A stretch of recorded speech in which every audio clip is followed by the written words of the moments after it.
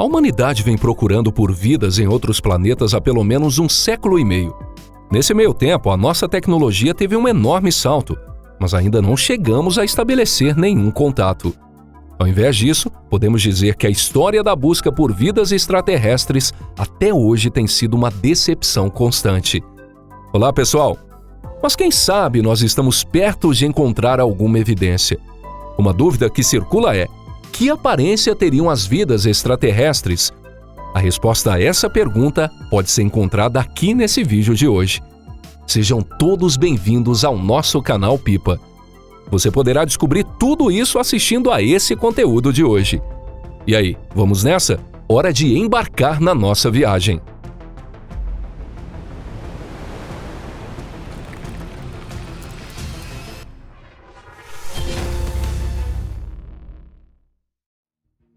Lucas e Lane. Ao lermos as enciclopédias e mapas da Idade Antiga e Média, percebemos algo curioso. Não importa de onde seja o autor, em relação aos países próximos à sua moradia, são apresentadas informações com confiabilidade. Mas quanto mais se afasta, mais os lugares vão adquirindo uma imagem mística e selvagem. E quando se chega num continente distante, acreditavam-se que haviam dragões e pessoas com cabeças de cachorro morando nesses lugares. Antes da gente ridicularizar as pessoas dessa época, devemos pensar que não somos muito diferentes de nossos ancestrais. Se olharmos a cultura popular, percebemos que imaginamos as possíveis vidas de planetas distantes da mesma maneira. Talvez seja possível que haja algum monstro nesses planetas, mas também é possível que ele se pareça com algum animal que já conhecemos aqui na Terra. Caso haja algum alienígena aí, é possível que ele tenha uma aparência parecida com a nossa, seres humanos. Alienígenas com cabeça de cachorro são raros, mas os com uma pele acinzentada e olhos gigantes são comumente retratadas. É verdade que muitos discordam dessa perspectiva, encarando como algo primitivo e sem muita lógica. Por outro lado, alguns autores de ficção científica procuram retratar a vida extraterrestre de maneira tão estranha que talvez nem seja possível nos comunicarmos. Podemos citar como exemplo o romance Solaris, do autor Stanislaw Lem, uma das obras mais famosas do gênero. Nesse livro é retratado um planeta chamado Solaris, e nele aparece um oceano que cobre quase completamente o planeta. Esse oceano se revela uma entidade única e aparentemente dotado de inteligência. Apesar das diversas tentativas de contato, por ser muito diferente de nós terráqueos, o livro apresenta um final trágico. Bom, trágico para os humanos, pelo menos, né? Afinal de contas, quem está certo nessa história? Será que os alienígenas têm uma aparência parecida com terráqueos, assim como George Lucas retratou em Star Wars? Ou será que os apoiadores do Stanislaw Lem estão certos? Talvez pensarmos que alienígenas e terráqueos sejam parecidos pode soar como algo extremamente simplista. Porém, basta a gente analisar os seres vivos em nosso planeta para confirmarmos a validade desse pensamento. Por exemplo, os vertebrados possuem diversas semelhanças. Peixes, anfíbios, répteis, aves e mamíferos possuem a mesma origem. Então, o esqueleto é formado por princípios similares. Porém, a comparação já fica mais difícil com insetos. Entre fungos e vegetais, então, exceto os princípios bioquímicos, praticamente não há nenhum ponto em comum entre os dois. E se voltarmos um pouco no tempo, descobrimos vários organismos que não se adequam a nenhum de nossos critérios atuais de classificação. Entre eles estão biota de Gabão, Francevilian biota e biota de Huainan, que viviam antes da explosão cambriana há mais de 1 bilhão de anos atrás. Não conseguimos definir se esses organismos bizarros pertencem ao reino animal, vegetal ou se é algo completamente diferente. Ou seja, se até na Terra existem organismos que parecem extraterrestres, um ser extraterrestre de verdade não parecerá em nada com o que há nesse planeta. Não é difícil da gente chegar a essa conclusão. Talvez os alienígenas não sejam um oceano gigantesco dotado de inteligência como em Solaris. De qualquer forma, não poderíamos compará-los aos seres desse planeta. Mas será que não mesmo? Semelhante, mas diferente. Os organismos terrestres usam compostos de carbono para funções estruturais e metabólicas básicas. E matéria orgânica, por definição, contém carbono. Além disso, na nossa bioquímica, a água atua como solvente. Já os organismos não terrestres poderiam ser formados por tipos hipotéticos de bioquímica, ou seja, envolvendo composto de outro elemento ou outro solvente no lugar de água. Por exemplo, há cientistas que discutem a possibilidade de o silício ser utilizado por formas de vida alternativa. Por outro lado, há também a alegação de que há muito mais classes de compostos de carbono, e vem sendo descoberto cada vez mais do que de outros compostos. Ou seja, a possibilidade de organismos que não têm como base o carbono existirem são mínimas, e mesmo que exista, são seres extremamente frágeis e primitivos.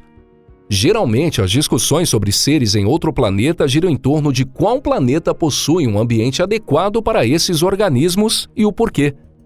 Se realmente existirem apenas seres baseados em compostos de carbono com solvente aquoso, então os únicos planetas que preenchem os requisitos são aqueles que possuem as mesmas condições de temperatura que a Terra. Se por acaso fosse possível substituir a água por outros solventes como amônia, metano ou etano, talvez fosse possível encontrar vidas em satélites de baixa temperatura como Titã. Gostaríamos de apresentar uma abordagem inovadora aos espectadores.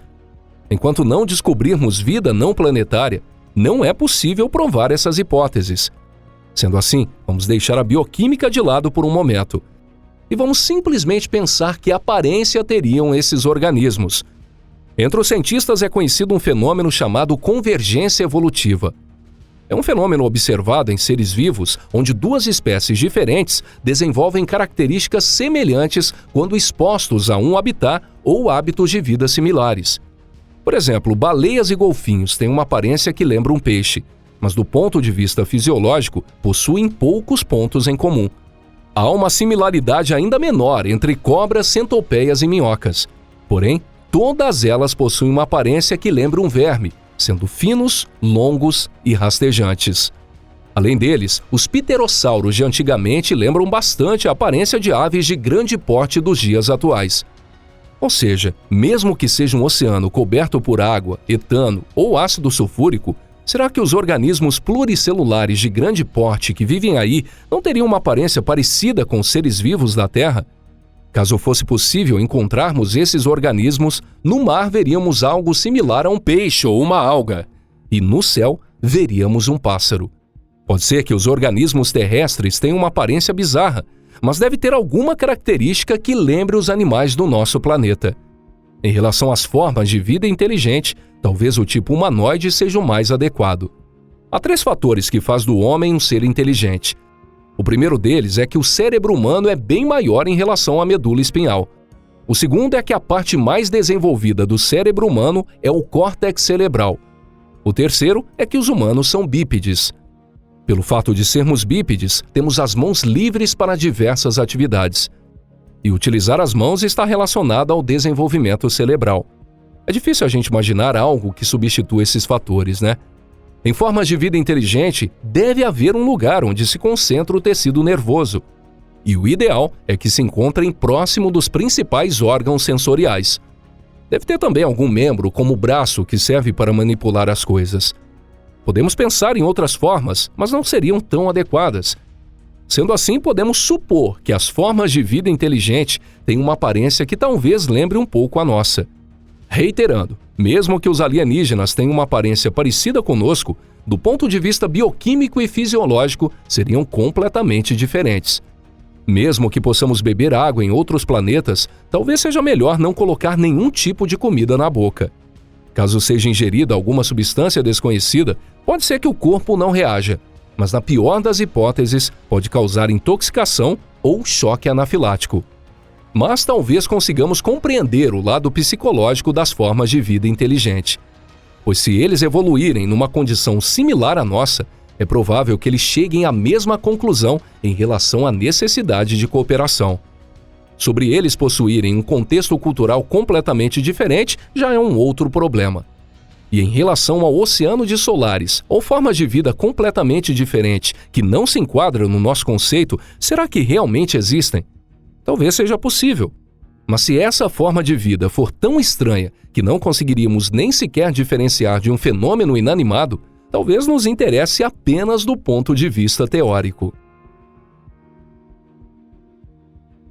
E o nosso vídeo de hoje termina por aqui.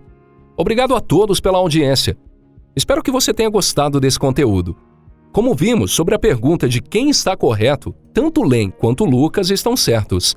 Nesse vasto universo com incontáveis estrelas e planetas, deve existir seres que sejam ou não parecidos com o que existem aqui na Terra. Sobre como seria a vida extraterrestre, talvez essa resposta seja a mais razoável que podemos dar. E se você gostou dessa nossa reflexão, deixe um like nesse vídeo. E não esqueça de compartilhar. Vamos ampliar o círculo de pessoas interessadas em ciência e espaço. Bom, pessoal, chegou a hora da despedida.